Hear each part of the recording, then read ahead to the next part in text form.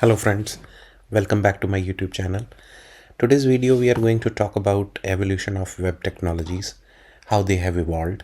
Because I've started off career way back in early 2000 or late 90s, so I can probably talk about the evolution of web technologies, how technologies have shaped the web development frameworks and how we interact our websites.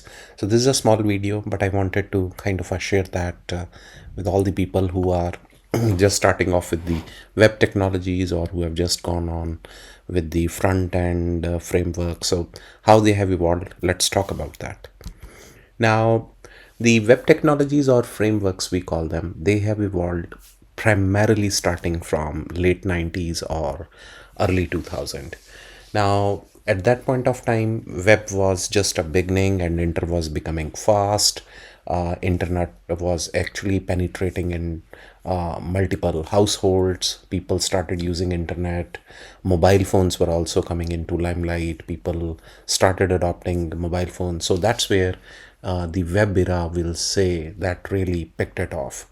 Of course, it was there, internet was there in 1995 or like early mid 90s, but the actual adoption and then when people actually flock on to certain technologies is when the early 2000 it happened. At that point of time, primarily the websites, if I remember those technologies, we had like ASP active server pages, Java servlets, Java server pages, ASP.NET pages, nodejs or like Express. They were primarily the server side rendering concept. They were more likely the server side scripts. The server would kind of process those scripts, convert the actual output into the HTML, and then forward it to the browser, because browser could only understand the HTML. So that's the beauty of this server side rendering. But everything was done on the server side, so it was very difficult for us to manipulate the client side or the actual DOM that was displayed on the browser. Now, this was actually kind of a push to the next level with the introduction of jQuery, a client-side library in 2006. jQuery actually helped us to provide a client-side manipulation, might be in the form of an AJAX calls or DOM manipulations or whatnot.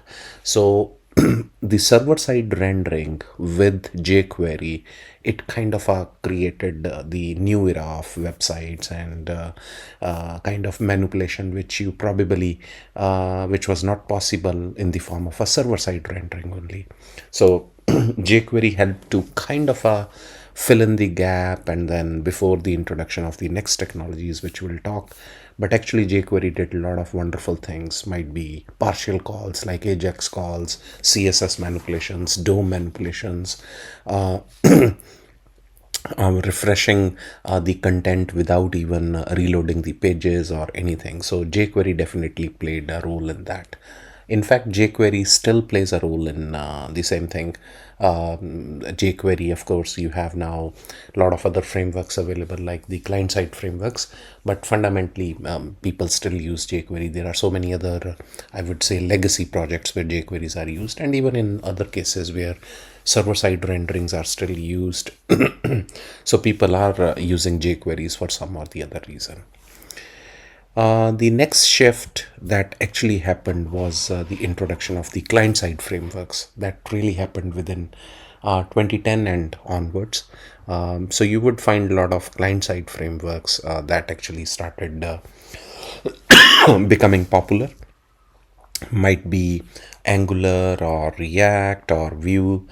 These frameworks, they were primarily based upon JavaScript, and they became popular because they have the flexibility of creating the client-end applications or front-end applications where you could easily manipulate the DOMs, you could easily manipulate stuff like that. And then the app in itself is an individual app. So if you have used a client-side framework like React or Angular, typically you create two kinds of applications. One is the front end and one is the back end application. Now the back end application still uses more like an API format, might be in nodejs or ASP.NET or Rails you can use. And the client-side application is typically a client-side application for user interfaces, where we use JavaScript to create those components or HTML pages that we could use. So that's how the technologies have come over a longer period of time. And of course, it's still evolving. New things are coming every day. But that's the major trends I have seen through my lifetime, where we just started moving from a very basic, simplistic websites with HTML, CSS, or anything to going on to the client-side frameworks. Now, with the client-side frameworks, you would also see there's a lot of other frameworks in the form of CSS frameworks, we would say. Might be libraries like Materialize from Google, or Bootstrap, or even React native libraries in the form of a Bootstrap for developing those. So you'll find those components and CSS or alerts or ready-made alerts or dialog boxes that you could use in the form of a reusable components. And it's a kind of a fast development people have started moving on to. And that's how the jobs have come along a long way, where a web developer, typically a web developer, is now more referred to as a front-end developer or as a back-end developer, because, or a full stack developer. Even when I used to start off in my career, early career, there was only a web developer probably, or a software developer. Nowadays you could find job categories which are more defined, which are more suited towards what exactly the job description is.